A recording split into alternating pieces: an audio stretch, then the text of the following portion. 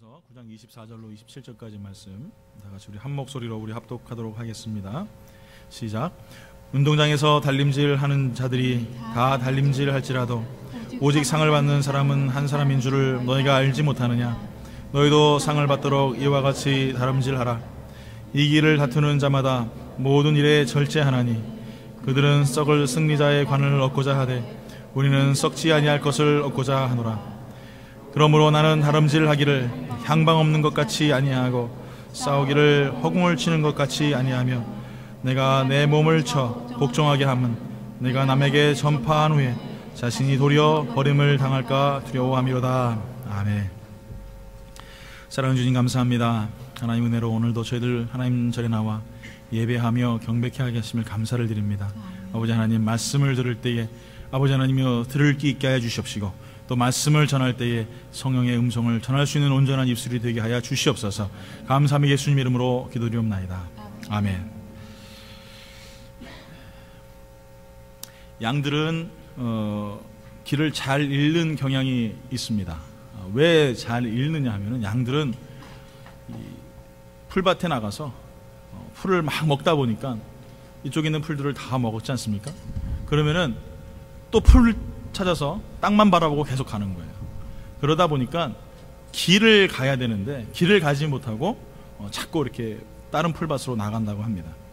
그때에 이제 목자가 막대기를 친다든지 아니면 소리를 내서 글로 가면 안 돼 라고 사인을 주면은 다시 양들이 목자의 음성을 듣고 그 풀밭으로 가지 않고 온전한 길로 간다고 합니다. 이런 경향들 때문에 양들은 이제 쉽게 길을 잃는 모습들이 있는데 이것은 바쁜 생활을 하는 현대인들에게도 나타나는 모습 중에 하나입니다. 열심히 땅만 바라보고 살아가다 보니까 어느 때는 열심히 우리가 신앙생활을 하는 것 같은데 잘못되어져 있는 길, 또 잘못되어져 있는 어떤 장소에 도착할 때가 많이 있습니다. 우리가 하늘에 소망을 두고 목적을 두고 한 걸음 한 걸음 걸어가야 됨을 알면서도 어느 때는 나도 모르게 물질의 노예가 되어 있거나 아니면은 명예의 노예가 되어 있어서 하나님과는 관계가 없는 그런 삶을 살 때가 있는 것입니다. 여러분, 오늘 이 시간에 여러분은 어떤 길들을 걷고 계십니까? 또 여러분들은 지금 어떤 길을 가고 있습니까? 다시 한번 우리가 심사숙고하면서 정말 내가 어떤 길을 향하여서 가고 있는가, 어떤 목적을 두고 어떤 방향을 가지고 걸어가고 있는가 생각을 해봐야 될 것 같습니다. 그래서 오늘은 말씀 제목이 방향 정하기입니다. 여러분들은 어떤 방향을 정하시며 지금 살고 계십니까? 다시 한번 내 자신을 말씀을 들으면서 내가 온전한 방향, 그리스도를 향한 방향, 목적을 두고 걸어갈 수 있는 성도가 되어야 되겠다라고 생각을 했으면 좋겠습니다. 바다에는 백길이 있습니다. 그렇죠? 하늘에도 저는 모르겠지만 길이 있다고 합니다. 또 우리의 생각 속, 이 신경계통, 뇌에도 길이 있다고 합니다. 그래서 내가 자꾸 좋은 생각을 하고 밝은 생각을 하면은 어두웠던 사람도 그 길에 신경에 길이 생기면서 좋은 생각으로 자꾸 바뀐다고 해요. 그런 말이 있지 않습니까? 생각이 바뀌면 행동이 바뀌고 또 행동이 바뀌면 뭐가 바뀌어요? 인생이 바뀐다. 이렇게 말하지 않습니까? 왜 그렇습니까? 그만큼 생각이라는 것은 굉장히 중요한 것입니다. 내가 어떤 생각을 하며 살아가는가. 그래서 사도 바울은 고린도전서 9장 26절에 이렇게 말합니다. 그러므로 나는 다름질을 하기를 향방 없는 것 같이 아니하고 이렇게 말하고 있어요. 어떻게 해요? 향방 없는 것 같이 하지 않는다. 이 땅 100m 달리기 출발을 했는데 10명의 선수 중에서 9명은 앞면을 향해서 계속 달려가는데 어떤 사람 한 명은 뒷걸음질치면서 뒤로 물러간다면 그것이 온전하게 달려가는 경주자의 모습이겠냐는 것입니다. 마라톤을 하는데 어떤 사람은 열심히 이 선이 놓여져 있는 길을 따라서 42.19km를 달려가는데 어떤 사람은 빠른 길을 택해서 지름길로 달려간다면 그 사람의 경주는 바른 거겠습니까? 오늘 사랑하는 성도 여러분, 우리의 삶 가운데 우리는 똑바로 걸어야 될 줄 믿습니다. 바른 길로 걸어야 될 줄 믿습니다. 정도로 걸어가야 될 줄 믿습니다. 그러기 위해선 우리의 삶이 참으로 힘들고 피곤할지라도 어떤 것이 바른 길이고 어떤 길이 온전한 길인지를 다시 한번 우리가 생각해 봐야 된다는 것입니다. 사도 바울은 오늘 우리에게 향방에 대해서, 온전한 방향에 대해서 가르치고 있습니다. 그는 첫 번째로 무슨 말을 했냐면은 복음의 길에 대해서 이야기를 했어요. 어떤 길이요? 복음의 길, 복음의 길. 바울이 포기한 것이 3가지가 있어요. 오늘 본문에 봤더니 먹고 마실 권리를 포기했습니다. 고린도전서 9장 4절에 보니까 먹는 거에 대해서 포기를 했어요. 그 다음에 결혼할 권리를 포기했습니다. 고린도전서 9장 5절에 보니까 베드로의 비유를 들면서 내가 결혼마저도 안 했다. 복음을 전하는 데 있어서 결혼마저도 안 했어. 내가 베드로처럼 결혼을 하지 말아야 될 이유가 있겠니? 라고 고린도 교회에 편지를 썼습니다. 또 고린도전서 9장 9절에 보니까 교회에 지원받는 권리를 포기했어요. 그러니까 사례비 받는 것 자체도 자기 자신이 포기했어요. 텐트 메이커로 하나님의 일을 감당했습니다. 그러니까 먹는 것, 사생활, 그리고 재물, 재정 모든 것을 이 사도 바울은 포기했습니다. 왜 그렇습니까? 왜 먹는 것보다? 여러분 먹는 거 싫어하는 분 계십니까? 제가 요즘에 너무 잘 먹어요. 신방을 다니는데 분명히 제가 커피만 하라고 했는데 요즘에 커피가 바뀌어서 그런지 커피가 요즘에는 뭐 소고기도 되고 삼겹살도 되고 막 이러나 봅니다. 요즘에 그런 희한한 커피 목사님 드셔보셨습니까? 소고기 커피 드셔보셨습니까? 요즘에 그런 거를 저한테 주시더라고요. 그래서 하여간 제가 요즘에 또 자꾸 또 풍성해지고 있습니다. 얼마나 감사한지 모르겠어요. 여러분 먹는 거 싫어하는 분 계세요? 아, 나는 진짜 먹기 싫어. 다시는 안 먹을 거야. 뭐 이런 분 계시냐고요. 그러지 않아요. 먹는 건 누구나 좋습니다. 결혼하기 싫으신 분 없습니까? 있습니까? 하신 분 말고. 하신 분이 왜 손을 드세요? 그런 분도 안 돼요. 뭐 본인이 좋아서 하셨으면서. 예. 결혼하기 싫어하는 사람이 어디 있어요? 다 결혼하고 싶죠. 그리고 여러분 돈 싫어하는 사람이 어떻겠습니까? 교회에서 열심히 일하는데 사례비 주겠다는데 싫어하는 사람이 어디 있어요? 저도 할렐루야죠. 감사합니다. 예. 돈 싫어하는 사람이 어디 있겠냔 말이에요. 그런데 사도 바울은 먹는 것보다, 내가 결혼하고 사생활을 즐기는 것보다, 내가 돈을 벌고 살아가는 것보다 더 중요한 것이 있는데 그것이 뭐냐? 바로 복음 전하는 거더라고요. 고린도전서 9장 14절에 이렇게 말합니다. 이와 같이 주께서도 복음 전하는 자들이 복음으로 말미암아 살리라 명하셨느니라 이렇게 말하고 있어요. 복음 전하는 자들은 복음을 전하면서 살아야 된다라고 예수님께서 가르쳐 주셨단 말이에요. 그래서 사도 바울은 복음 전하는 것이 더 중요하다. 먹고 마시고 즐겁게 지내는 것보다, 아름다운 옷을 입고 내가 부귀영화를 누리는 것보다 더 중요한 것이 있는데 그것은 복음을 전하는 거다. 또 뭐라고 말하면 자신의 의무다 이렇게 얘기를 했어요. 고린도전서 9장 16절에 보니까 내가 복음을 전할지라도 자랑할 것이 없음은 내가 부득불 할 님이라 만일 복음을 전하지 아니하면 내게 뭐가 있다? 화가 있을지라. 사도 바울은 자신의 의무라고 얘기했어요. 이게 사도 바울만의 의무입니까? 우리 모두의 의무죠. 우리가 복음을 전하는 것은 해도 되고 안 해도 되는 게 아니에요. 복음을 전하는 것은 예수를 믿는 모든 사람들이 해야 할 가장 중요한 의무입니다. 그래서 여러분 한 주간도 몇 분에게 복음을 전하셨습니까? 이런 말 하면은 목사님 또 나를 시험에 들게 하십니다. 여러분, 우리 정말 좀 심각하게 좀 생각해 봐야 돼요. 나만 예수 잘 믿고, 나만 교회 잘 나오고, 나만 하나님만 잘 따라가면 그게 다다라고 생각한다는 것 자체. 어떻게 보면은 먹을 것을 포기하지 않고 사생활을 즐기면서 돈을 바라보며 달려가는 아마 정말 정도를 걷지 못하는, 복음의 길을 걷지 못하는 그런 삶의 모습이 우리 삶 가운데에 잠재해 있다는 것이에요. 사도 바울의 우선순위는 무엇이냐? 바로 복음 전하는 거였어요. 그런 구령사업의 모든 것을 인생을 바쳤습니다. 이 가장 중요한 부분 중에 보니까 이 바울의 마음이 예수님의 마음이에요. 예수님의 마음이 누구의 마음이에요? 하나님의 마음이에요. 그러니까 우리가 복음을 전하는 것은 하나님의 마음에 합한 삶을 사는 것입니다. 그러니까 여러분 학교에 가셔도, 여러분 직장에서도, 여러분 사업을 하시면서도 만나는 모든 자들에게 예수님 믿으시라고 얘기하세요.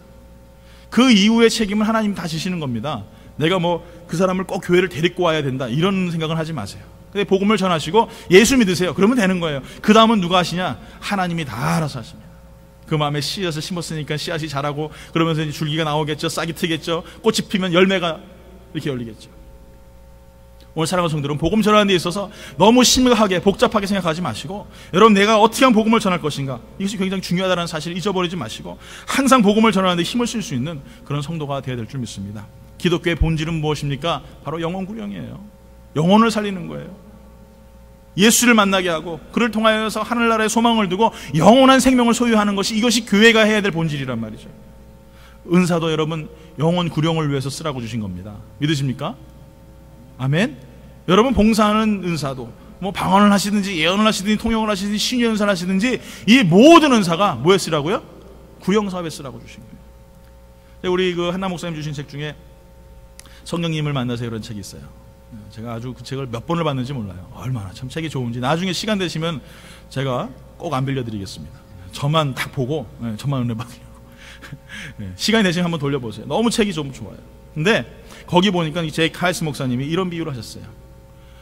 어린아이에게 아버지가 가서 빵을 사오라고 해요. 빵을 사오라고 합니다. 그러면서 아버지가 그 아이에게 가르치기를, 얘야 넌 참 착하게 살아야 된다.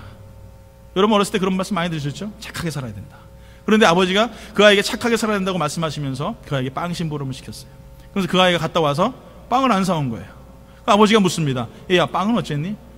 아버지 전 가면서요 옆집 아저씨를 만났는데 그 아저씨에게 너무 겸손하게 인사를 잘하고 그러고 들어왔어요. 그런데 아이야 빵은 어쨌니? 그런데 아버지 제가 가다 보니까 넘어진 사람이 있어가지고요 그 사람을 일으켜 세워줬어요. 그런데 아들아 빵은 어딨니? 아버지 근데 제가 가다 보니까 어떤 아주머니가 물건을 잊어버리셨나 봐요. 그래서 같이 제가 열심히 옆에서 그 물건을 찾아드리고 왔어요. 그런데 아이야 빵은 어딨니? 근데요 어떤 분이 갑자기 전화통화를 못 하셔가지고 전화번호 책을 보는데 전화번호에 번호를 못 뽑으시나 봐요. 그래서 제가 그 전화번호를 일일이 찾아드렸어요. 그런데 아이야 빵은 어딨니? 여러분 이게 무슨 말씀인지 아십니까? 결론은 빵이잖아요. 그 아이가 착하게 살고 누굴 돕고 어떤 삶을 살든지 간에 가장 중요한 건 아버지가 그 아들에게 명령한 것은 빵이잖아요. 할렐루야. 빵이란 말이에요. 우리 하나님께서 우리에게 명령하신 것은 무엇입니까? 뭐죠? 제가 아직까지 설교를 시원치 않게 하나 봅니다. 답이 딱 나왔는데도 말씀을 못 하시네. 뭐예요? 복음. 우리가 이 땅에 살면서 하나님 우리를 보내주셨습니다. 이 땅 가운데 보내주시면서 우리에게 이런 말씀을 하세요. 복음 전해라. 근데 우리는 살아가면서 계속 이렇게 합니다. 하나님 앞에 딱 갔을 때 아이야 너 복음 전했니? 하나님 제가 방언을 얼마나 기가 막히게 했는지 몰라요? 들어보실래요? 하나님 제가 찬양을 기가 막히게 했는데요 이 멋들어진 목소리 한번 들어보십시오. 하나님 제가 열심히 교회 봉사를 했어요. 매일마다 교회를 걸레질 가서 청소를 하고요 유리창을 닦고요 너무나 수고했어요. 하나님 우리에게 물어보십니다. 아이야 복음은 전했니? 너에게 준 은사는 복음을 위하여서 하나님 나라의 복음을 위하여서 영원한 생명의 복음을 위하여서 너에게 준 것인데 너는 그거 사용했니? 결론적으로 빵도 들고 가지 못하고 이 땅 가운데 은사만 가지고 살아가는 어리석은 삶이 우리 삶 가운데 있다는 거예요. 여러분들에게 다시 한번 묻습니다. 하나님의 마음을 가지고 여러분들에게 묻습니다. 여러분 복음 전하셨습니까? 여러분 예수 믿으라고 여러분 외치셨습니까? 사도 바울은 얘기해요. 내가 복음을 전하지 않으면 화가 있으리라. 길가에 돌들이 일어나서 외치리라. 여러분 다시 한번 이 말씀을 마음속에 깊이 새기시기 바랍니다. 오늘도 분명히 제가 이 말씀 듣고 드리고 내일 아침이면 할렐루야 놀렐루야 다 잊어버릴 거예요. 무슨 말 했는지도 모를 거예요. 그러나 여러분 작은 말 한마디로 결코 잊지 마십시오. 하나님 나에게 은사를 주시고 나에게 하나님께 탤런트를 주신 것은 오직 복음을 위하여서라는 사실을 잊지 않길 예수 이름으로 축원합니다. 오늘 사랑하는 성도 여러분, 교회의 본질이 영혼 구경입니다. 교회의 본질은 아름다운 멋진 타일을 바닥에 깔고 멋진 조명을 달아서 멋진 음향 시스템으로 멋진 강대상에서 예배하라고 하나님께서 우리에게 그렇게 주신 것이 아닙니다. 한 영혼 한 영혼들을 예수 믿게 하시고 복음 전하게 하시고 하나님의 은혜 가운데 거하게 하시는 것, 이것이 하나님의 목적이시란 말이에요. 여러분 죄송합니다만 이 강대상이요 이거 엄청 비싼 거예요. 아시죠? 네, 이 나무가 홈디포에서 제가 사가지고 만든 강대상입니다. 나무 꿰짝 같은데 얼마나 전 좋은지 몰라요. 이런 거 몇만 불 들여가지고 사는 것보다 어떻게 하면 정말 우리가 복음을 전할까? 어떻게 하면 예수 그리스도의 심장을 가지고 세상에 나가서 하나님의 나라를 이룰까? 좀 이런 고민을 했으면 해서 제가 이렇게 열심히 만들었는데 잘 안 하시는 것 같아요. 정말 내가 한 영혼에게도 복음을 전하며 하나님의 나라를 위해 수고하며 애써야 되겠다라는 그런 열정과 열망이 좀 있었으면 좋겠는데 그냥 술에 술 탄 듯 물에 물 탄 듯 하나님 이 땅 가운데 우리를 보내주신 본질적인 이유를 잃어버리며 살아가니 하나님께서 얼마나 마음 아프시겠냐는 거예요. 여러분 우리는 이스라엘의 초대왕 사울을 잘 알고 있습니다. 그 사람은 어떤 사람입니까? 베냐민 지파의 아주 정말 보잘것없는 힘도 없는 그런 지파의 사람이에요. 얼마나 겸손했는지 몰라요. 키는 크고 얼굴도 잘생겼는지 모르겠는데 하여간 그렇게 보잘것없는 사람이에요. 쉽게 말하면 백그라운드가 영 시원치 않은 사람이에요. 근데 하나님께서 사무엘에게 명령하셔서 그에게 기름을 붓고 왕으로 세우십니다. 나가 전쟁을 할 때마다 이깁니다. 그러니까 어떻게 됩니까? 교만해지기 시작했어요. 자기가 싸워서 이기는 줄 알아요. 자기가 나가서 칼만 휘두르면 모든 사람이 막 넘어지는 줄 알아요.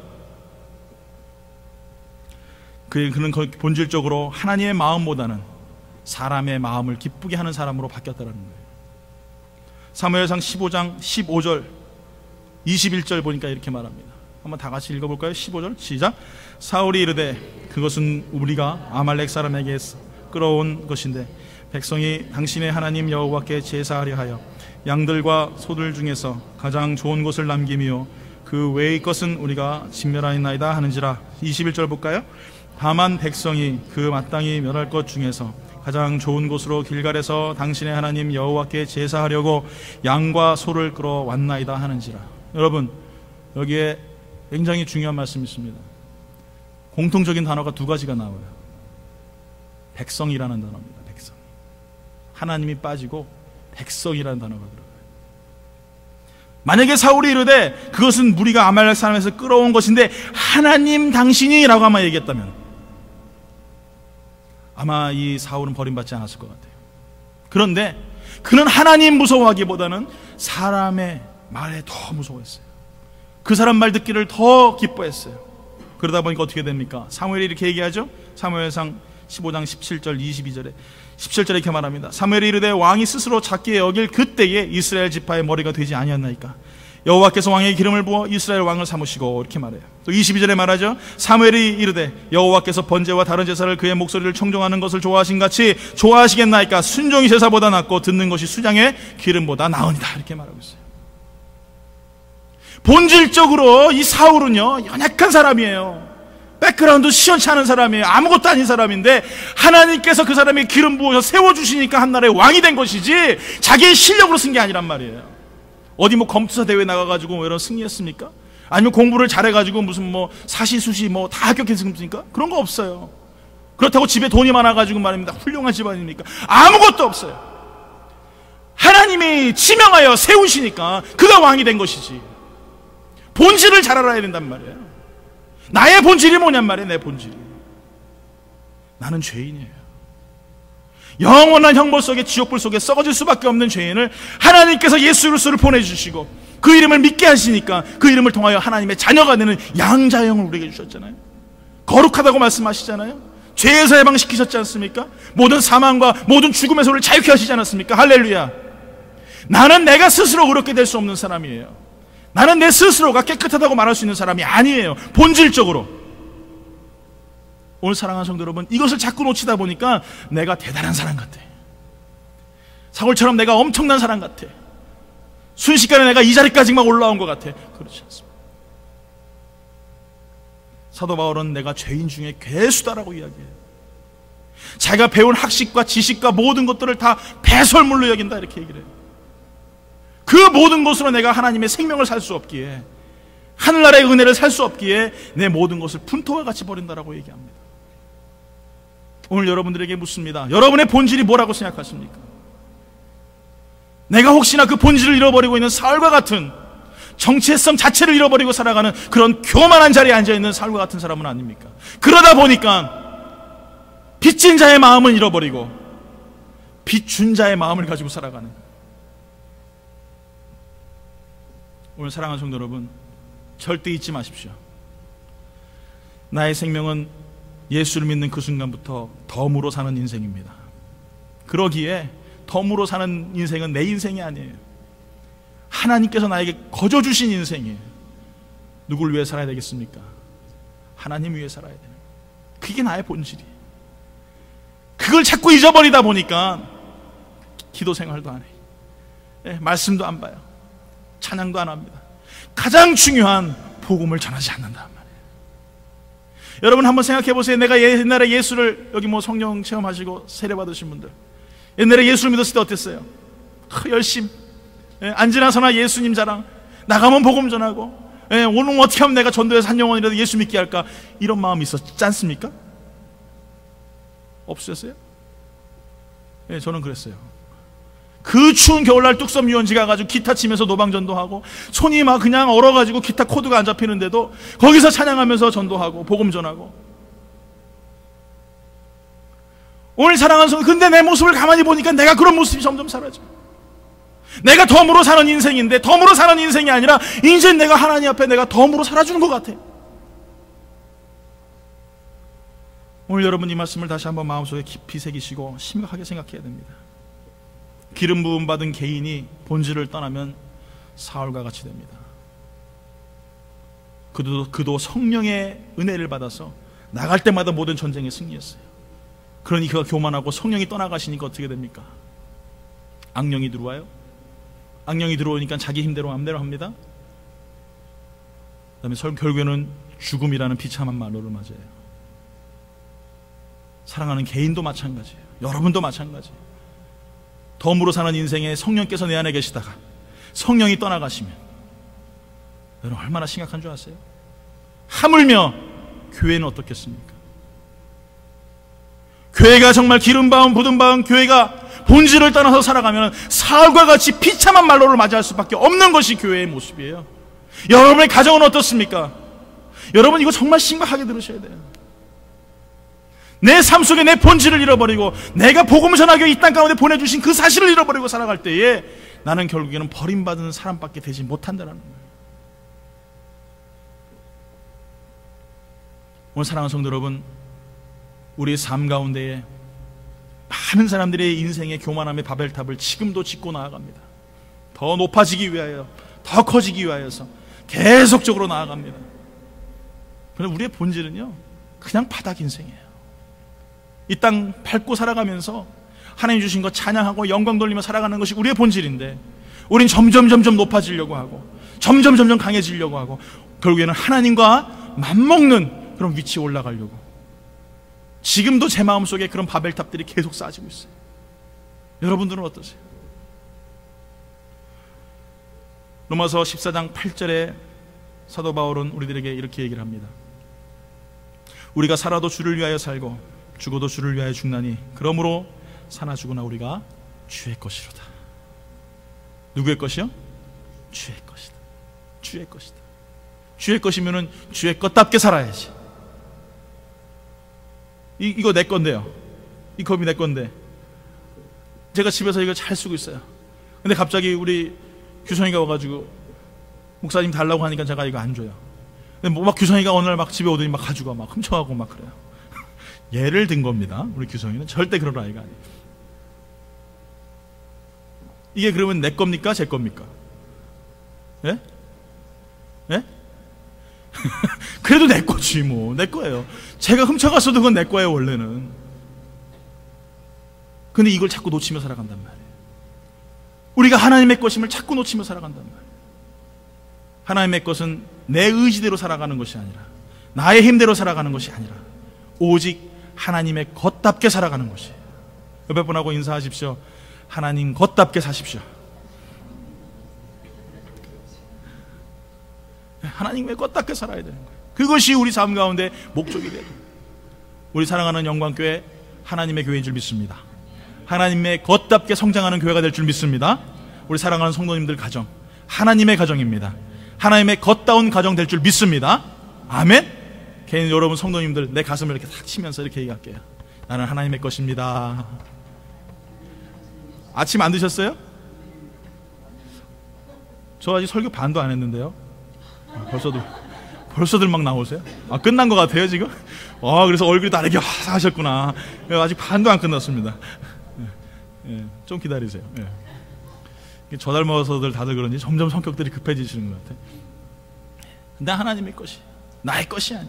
하나님의 것답게 살아가는 것, 그것이 무엇이냐? 바로 내가 오늘도 점을 열고 나가면 만나는 자들에게 복음 전하는 것, 그것이 하나님의 것답게 살아가는 진정한 본질이라는 사실을 잊지 않길 예수 이름으로 축원합니다. 여러분, 미국 사람도 저 아프리카 사람도 아니면 아시안 사람도 나하고 언어가 틀려도 상관없어요. 이게 바디랭귀지 하니까 다 되더라고요. 다. 이 바디랭귀지는 뭐든지 다 통해요. 만나는 사람들에게 Jesus loves you. 옛날에 저기 그 통역하시는 우리 집사님 한 분 계셨는데 설교하면은 막 이게 제가 말이 빠르지 않습니까? 그러니까 영어로 이게 안 되시는 거예요. 그러니까 Jesus loves you. 그렇게 하니까 그냥 다 알아들어요. 다 알아들어요. 그럼 하나님의 은혜지 뭐 다른 거 복잡한 거 뭐 있겠습니까? 예수님이 나 사랑하신다는데. 그래서 감사하고 기뻐하는데 뭐 그거면 되죠. 오늘 사랑하는 성도 여러분, 오늘 새끼손가락 꼭 거시고 오늘부터 내가 꼭 한 영혼이라도, 매일마다 하루에 한 영혼이라도 내가 복음 전하겠다 약속할 수 있는 성도가 되기를 예수 이름으로 축원합니다. 또 두 번째 봤더니 사도 바울이 말하는 것은 상을 얻기 위하여서 달려갔다는 거예요. 뭘 얻기 위하여서? 상. 예, 저 앞에 마켓에서 파는 밥상 말고 트로피를 받기 위해서 나아갔다 이렇게 얘기를 하고 있어요.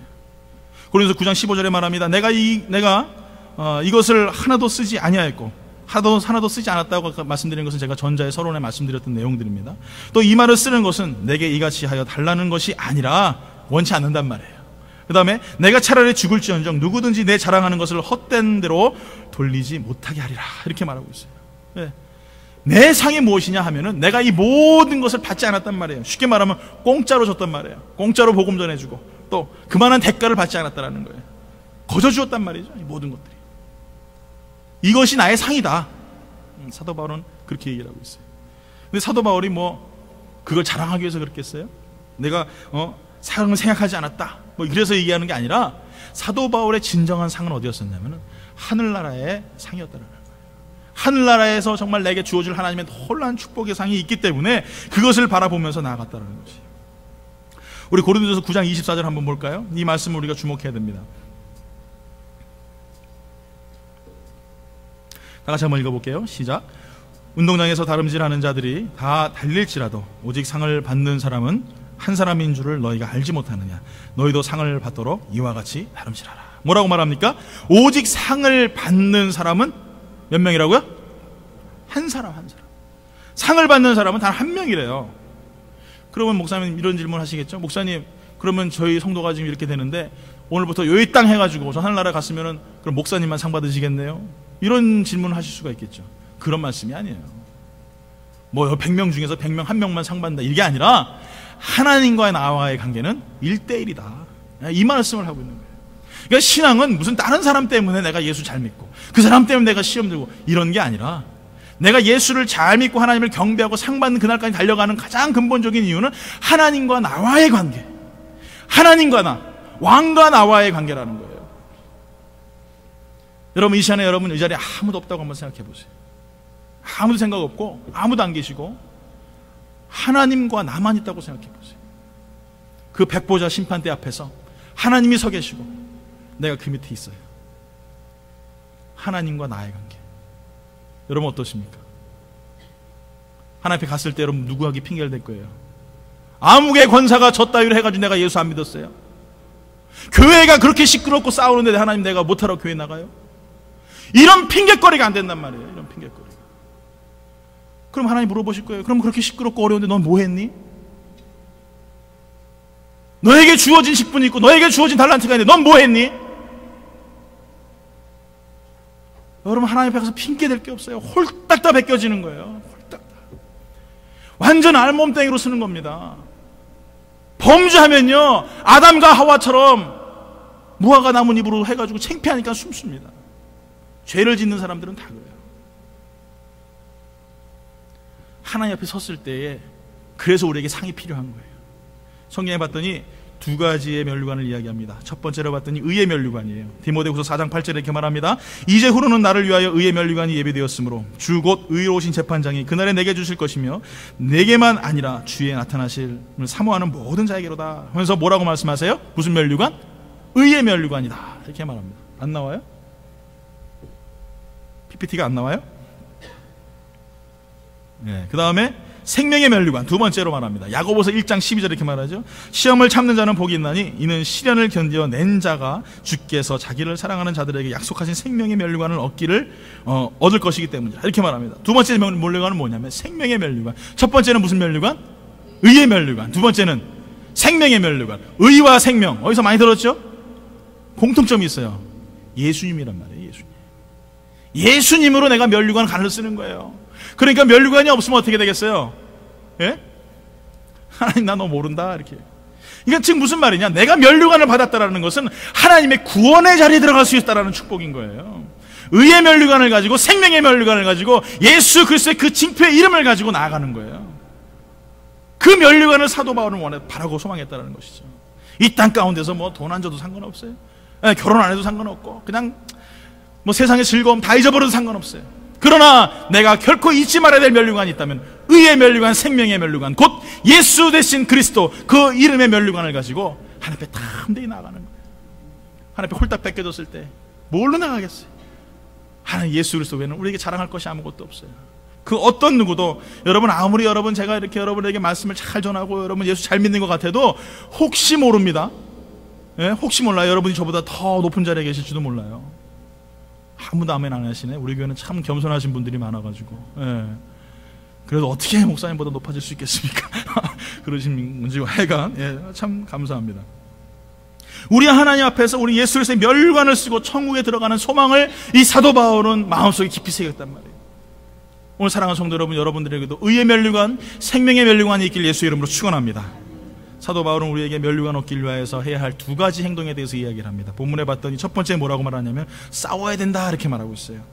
고린도전서 9장 26절에 봤더니 그러므로 나는 다름질 하기를 향방 없는 것 같이 아니하고 싸우기를 허공치는 것 같이 아니한다 이렇게 말하고 있습니다. 무슨 말입니까? 싸워야 된다. 이게 무슨 말이냐? 사단이는요 어떻게 해서든지 그 면류관을 빼앗아 가려고 해요. 못 가시게 하려고 해요. 얼마 전에 여러분 소치 올림픽 때 우리 김연아 선수, 제가 봐도 분명히 금메달이에요. 이거 설교 나갈 때 러시아 분들 보시면 안 되는데, 하여간 분명히 금메달인데 왜 금메달을 안 주냐고. 너무너무 잘했는데. 예, 그 러시아 선수는 그거 제가 봤을 때 영 아니거든요. 어떻게 저런 사람이 금메달을 줄까? 너무 안타깝더라고요. 그래서 국민들이 만들어서 금메달을 줬지 않습니까? 예. 오늘 사랑하는 성도 여러분, 우리 하나님께서는요 우리가 가지고 있는 이 면류관, 영광의 면류관, 의의 면류관, 이거 뺏기지 말라고 말씀하고 계세요. 그래서 우리 날마다 분투하며 싸우며 승리해야 되는 것입니다. 악한 영들이 우리를 시험하고 엿보고 틈탑니다. 그럴 때마다 우리는 하나님 앞에 기도하며 성령의 은혜를 구하고, 하나님, 악한 영들이 나를 시험하고 엿보는데 하나님 내가 어떻게 됩니까? 말씀을 가지고 하나님 앞에 한 걸음 한 걸음 나가기에, 이 면류관을 빼앗기지 않기 위해서 싸우며 나가는 성도가 되어야 될 줄 믿습니다. 두 번째로 봤더니 말씀에 보니까 계시록 3장 11절에 말해요. 내가 속히 오리니 내가 가진 것을 굳게 잡아 아무도 내 면류관을 빼앗지 못하게 하라 이렇게 말하고 있어요. 아무도 빼앗지 못하게 하라. 이 하나님 말씀이십니다. 또 두 번째로 복종하라 이렇게 말씀하고 계세요. 복종하고 순종은 좀 다르죠? 순종은 기쁜 마음으로 하는 거예요. 기쁜 마음으로. 어머니들이 기쁜 마음으로 내 자녀에게 맛있는 음식을 해주는 것, 남편이 기쁜 마음으로 세상에 나가서 열심히 일하고 돈 벌어오는 거, 이게 다 순종이에요. 복종은 뭐예요? 아예 하기 싫은데도 억지로 하는 거예요. 군대 가가지고 구두 닦으라고 하면 아유 정말 짜증납니다. 지네 군 하나 닦지 왜 다 그것까지 닦으라고 하나. 또 침상 청소하고 바닥 청소하라고 막 짜증나요. 이게 복종이에요. 근데 어쩔 수가 없어요. 명령하니까 해야 되는 거예요. 그런데 왜 사도 바울은 복종하라고 했는가? 왜 그렇습니까? 내 육신은요 이렇게 앉아있으면요 앉고 싶습니다. 이게 사람 원래 이 시스템이 그렇게 돼 있어요. 앉아있으면 어떻게 돼요? 눕고 싶죠. 그냥 자동으로 이렇게 다리가 한쪽이 이렇게 딱 펴지면서 눕고 싶어요. 약간 삐딱해져요. 좀 있다가 어떻게 돼요? 양발 쭉 다 핍니다. 그 다음에는 어디 비계 어디냐 이렇게 찾아보고 있다가 좋은 자리에 있으면 가서 탁 누워요. 사람은 원래 그렇게 돼 있어요. 점점 편해지려고 합니다. 그런데 사도 바울이 뭐라고 얘기하냐면 복종해라. 이 말씀은 너의 육체가 그렇게 안락하고 쾌락을 느끼는 그 자체의 시스템을 자꾸 치라고 말씀하는 거예요. 새벽 예배 누가 드리고 싶겠어요? 철야기도 누가 하고 싶겠어요? 집에서 편하게 있고 싶지. 말씀? 아유 재미없어요. 그런데 사도 바울은 계속 복종 치란 말이에요. 내 육체를 치란 말이에요. 사도 바울은 뭐라고 하면, 그래서 나는 날마다 나를 치노라. 날마다 나를 치노라. 이게 하나님 원하시는 복종의 모습이에요. 그러다 보면 어떻게 됩니까? 내가 sanctification, 성화되는, 점점 거룩해지는, 하나님께서 기뻐하시는 삶을 살 수 있다는 거예요. 여러분 어린아이에게 뭐부터 공부하게 합니까? 만화책부터 보게 하죠. 책 보는 습관을 기르기 위해서. 그렇죠? 근데 그 아이가 점점 지나면 지날수록 더 책을 좋아하고 책을 많이 보게 됩니다. 어렸을 때는 책 보기 싫고 싫어하는데 시간이 지나면 지날수록 더 많은 책들을 보는 이유는 무엇이에요? 어렸을 때부터 내 육체를 치는 훈련을 했기 때문에 그 아이가 복종을 하는 거예요. 기쁜 마음으로 내 시스템이 좋은 쪽으로 자꾸 움직이는 거예요. 신앙생활도 마찬가지인 거예요.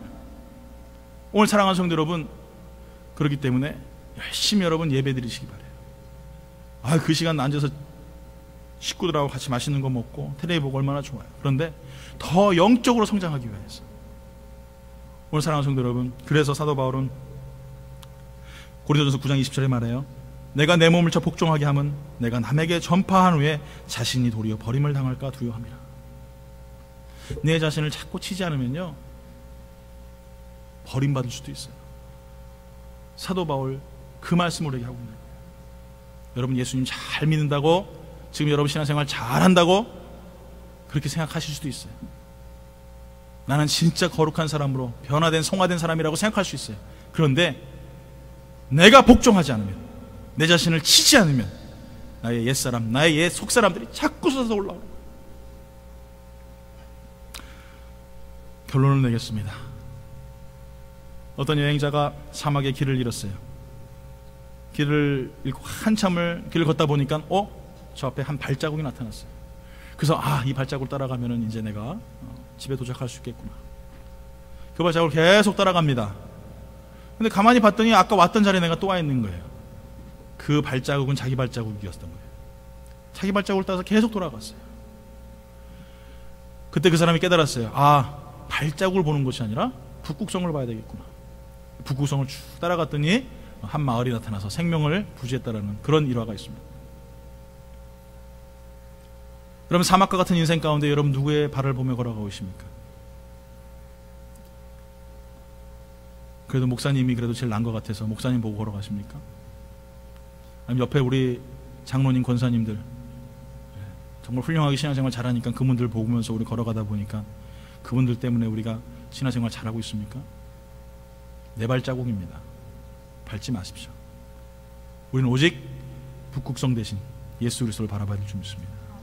목적이 거기 있어요.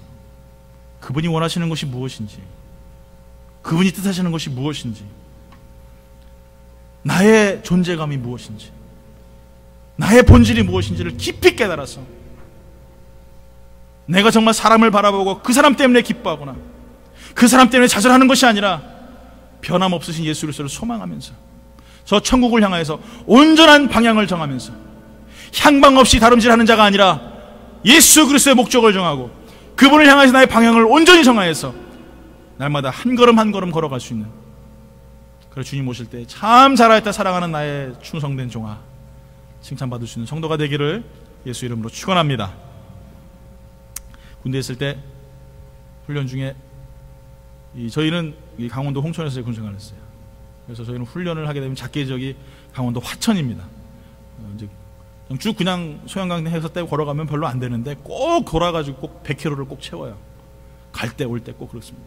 화천에 가면은요 그냥 야영하죠. 캠핑 만들어가지고 다 이렇게 하는데 가장 큰 문제가 뭐냐면은 화장실이 없어요. 화장실.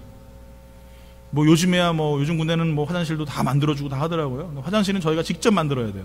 화장실이 없다 보니까 첫날은 아무 데나 가서 그냥 흔적을 놔요. 아무 데나 가서. 큰 거건 작은 거. 그러니까 잘못하면 큰일 나죠. 아주 그냥. 근데 화천에는 문제가 뭐냐면은 길마다 이렇게 노란 줄이 쭉 이렇게 쳐져 있어요. 길을 벗어나면 어떻게 되냐면은 발목질하는 게 있습니다. 주위가 온통 다 지뢰이기 때문에 그냥 거기만 지사 나가면은 그냥 발목지뢰가 펑 터지면서 발목이 그냥 다 나가는 거예요. 그래서 발목지뢰를 하고. 아무리 급해도, 아무리 지저분한 게 있더라도 그 길만 따라가야 돼요. 그 길 벗어나면은요, 발목이고 뭐고 하여간 평생 불구자가 되는 거예요. 여러분, 우리 인생 가운데 우리는 예수 그리스도의 길을 향하여서, 그 이정표를 향하여서 여러분 걸어가십시오. 아무리 주위가 편하고 깨끗하고 아름다워 보여도 거기 다 사단이 숨겨놓은 지뢰가 가득가득해요. 그것이 아름다워 보일 수도 있습니다. 그것이 좋아 보일 수도 있습니다. 그러나 그것 때문에 여러분의 영원한 천국을 잃어버리는 그런 성도가 되지 않기를 예수 이름으로 축원합니다. 아멘. 찬양하며 나아갑니다. 우리 예수 그리스도 가신 길을 향하여서 나 또한 그 길을 걸어가겠습니다. 우리 믿음으로 우리 고백하면서 찬양하기 원합니다.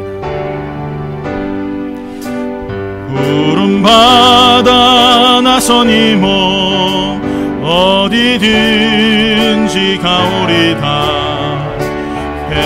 괴로우나 즐거우나 주만 따라가오리니 어느 누가 막으리까 죽음인들 막으리까 어느 누가 막으리까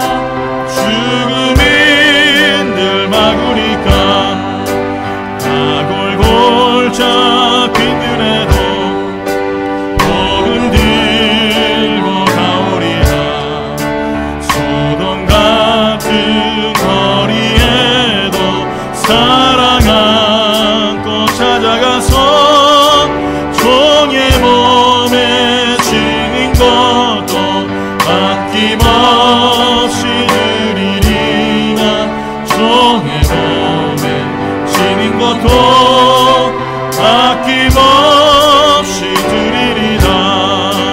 존귀 영광 모든 권세 주님 홀로 받으소서. 멸시천대 십자가는